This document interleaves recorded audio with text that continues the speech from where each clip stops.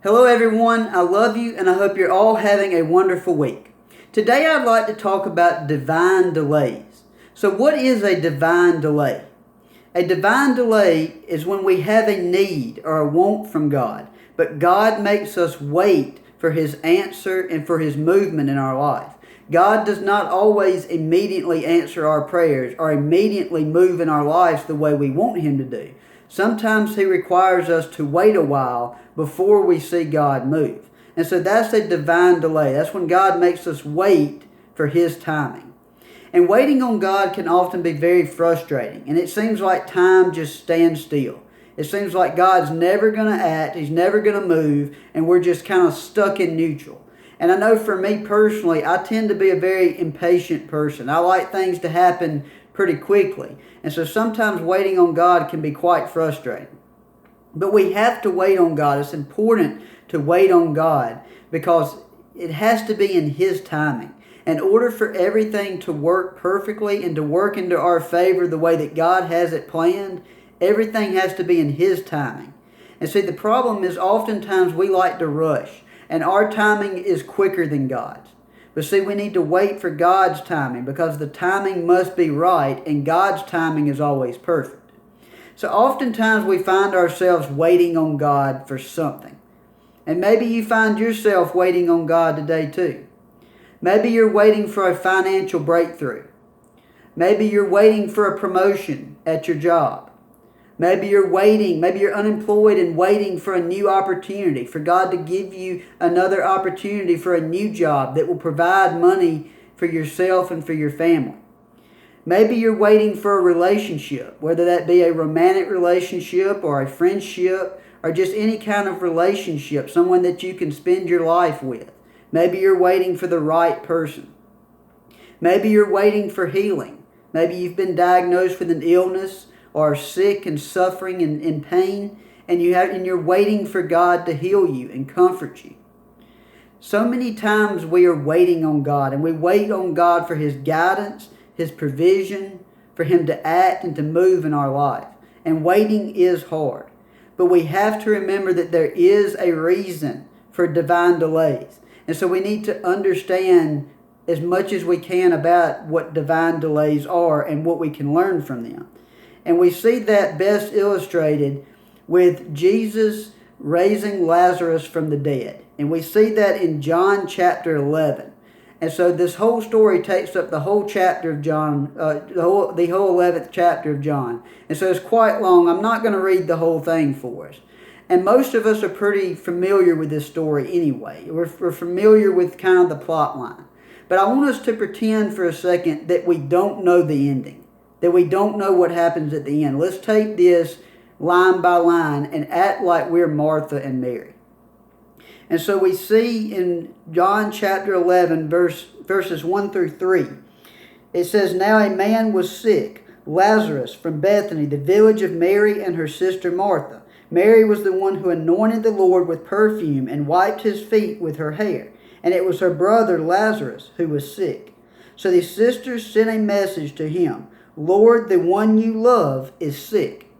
So we see right off the bat that these sisters, they have a need. They need Jesus to act. And what they're waiting for is for healing. They're waiting for Jesus to come and heal their brother. But we're going to see that Jesus puts them through a divine delay.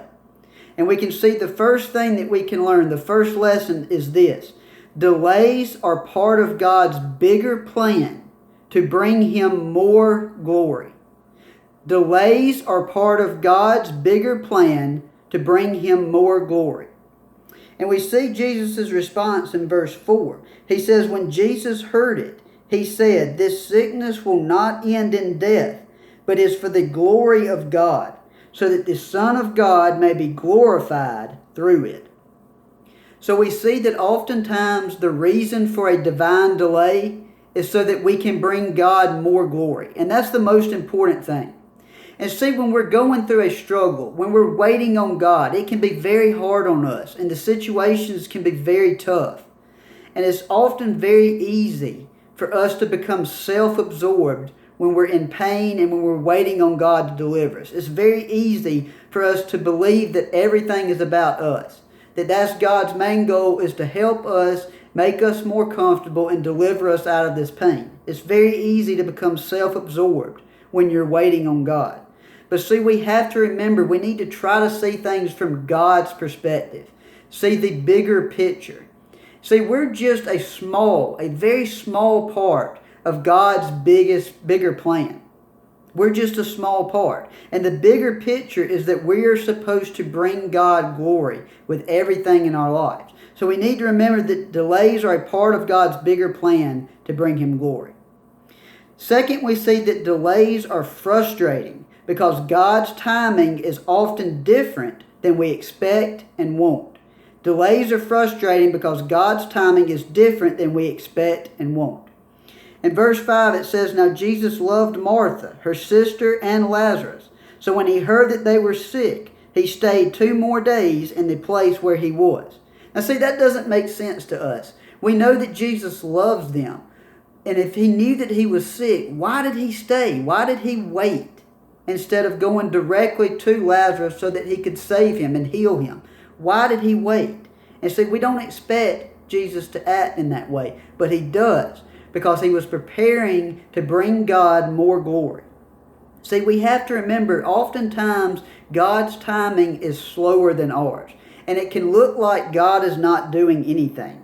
But we need to remember that God's timing is always perfect, and it's always the best. And see, when we trust in God's timing and follow God's timing, we know that we will be where we need to be when we need to be there. And everything will work out for our best interest when we bring God the most glory. The third thing we see is that delays do not mean that God has abandoned you. Delays do not mean God has abandoned you.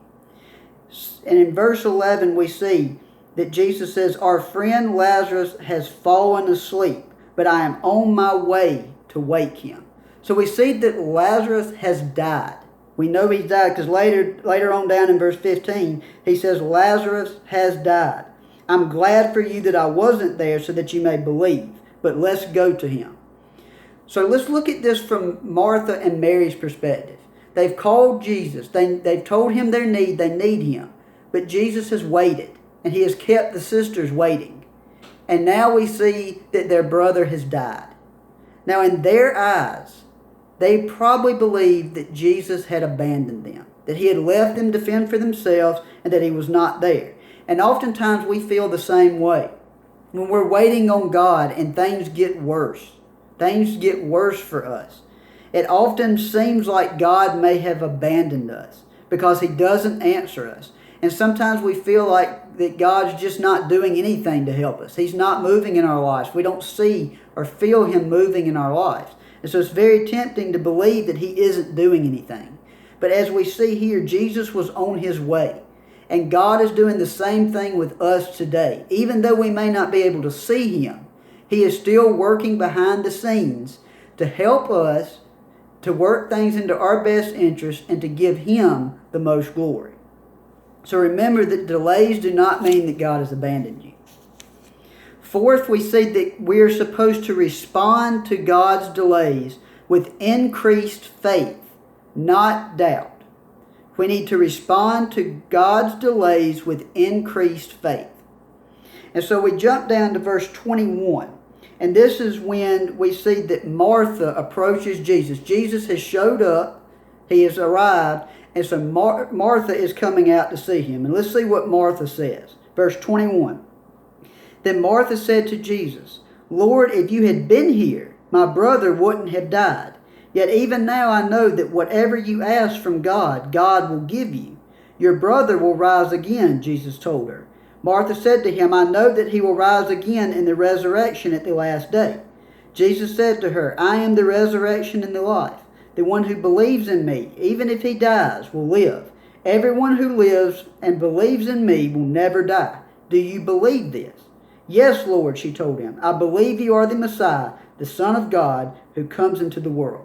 So we see that Martha's first comment shows, you can kind of hear a little bit of anger in there. She tells him, if you had come when we called you, this would have never happened. So she expresses her doubt and her anger. She expresses her emotions to Jesus. But then we see that Martha still believes. She still says, yes, Lord, I believe you are the Messiah. See, she didn't allow this delay to hurt her faith. She responded with an increased faith. Because oftentimes during delays, we get into situations that will deepen our faith. See, if Lazarus had never died, Jesus probably wouldn't have had this conversation about the resurrection with Martha. So see, Martha's faith was deepened by this delay. And so when we find ourselves in a delay, in a divine delay, we need to remember to keep our faith. We need to remember that God is with us. Have faith that He loves you, that He is working things in your favor, and that He will move and He will do great things for you and answer your prayers when the timing is right. So remember that we need to respond to God's delays with an increased faith. Fifth, we see that God empathizes with our emotions as we endure delays. God empathizes with our emotions as we endure delays. In other words, God understands what we're going through and He feels our emotions. And see, we see that we're going to see Mary, she comes up. In verse 32, it says, as soon as Mary came to where Jesus was and saw Him, she fell at His feet and told Him, Lord, if you had been here, my brother would not have died. When Jesus saw her crying, and the Jews had come with her crying, He was deeply moved in His spirit and troubled. Where have you put him? He asked. Lord, they told him, come and see. Jesus wept. That's probably the shortest verse in the Bible, but it's also the most powerful. Jesus wept. And see, we feel a lot of emotions. And Mary was very emotional. And we also feel a lot of emotions when we're going through a delay. We may feel anger or doubt. We may be anxious or bitter. Or maybe we're just full of doubt and depression and grief, as Mary was. And oftentimes we feel that God just really doesn't care how we feel. He sees us hurting, but yet He's not doing anything. So He must not care that I'm hurting. He must not care that I'm going through this. But we see that Jesus wept. Even though He knew the ending to the story, Jesus wept anyway because He feels our emotions and He empathizes with us. So remember that God always cares about what you're going through. And finally, we see that delays bring bigger and better blessings than we could ever ask for. Verse 43 says, after He said this, He shouted with a loud voice, Lazarus, come out. The dead man came out, bound head and foot with linen strips and with his face wrapped in a cloth. Jesus said to them, unwrap him and let him go. Therefore many of the Jews who came to Mary and saw what He did believed in Him. So we see that Jesus gave them a much bigger and better blessing because they waited. See, all they wanted was for Jesus to come and heal their brother. But instead, He came and rose him from the dead. Imagine the joy that all these people felt. And also we see that many people came to believe in Jesus because of what He did.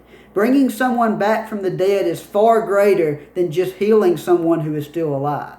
So we must remember that oftentimes delays come because God is working for a bigger blessing. He is preparing us for something bigger. I don't know what you're waiting on God for today, but I'm sure that most of us are waiting on God for something. But just remember that divine delays, all this waiting that you're doing, it serves a purpose. Keep your faith in God and just believe that when the timing is right, He will bless you better than you could ever imagine. Thank you so much for listening to me today. I hope this message touched you and blessed you. Tune in next week to hear Tracy. I'm sure he's going to have another great message for us. And just thank you for listening to me. I hope you have a wonderful rest of your week, and God bless.